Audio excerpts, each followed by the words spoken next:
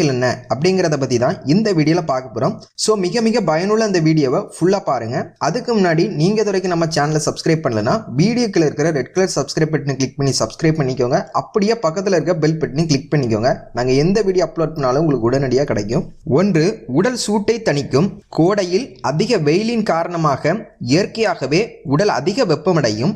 இதன் காரணமாக செரிமான கோளாறுகள், சிறுநீர் கழிக்கும் போது எரிச்சல், அதிக வியர்வை, சோர்வு, மயக்கம் போன்ற பிரச்சனைனால பலரும் அவதிப்படுவாங்க. இப்படிப்பட்டவங்க இந்த பனை நொங்கினை சாப்பிட உடல் வெப்பத்தை குறைத்து உடலை குளிர்ச்சியாக்கும் மற்றும் உடல் உஷ்ணத்தினால் உண்டாகக்கூடிய பல்வேறு பிரச்சனைகளும் குணமாகும். 2. உடல் எடையை குறைக்கும். அதிக உடல் எடையினால் அவதிப்படுறவங்க தாராளமாக இந்த பனை நொங்கினை சாப்பிட்டு வரலாம்.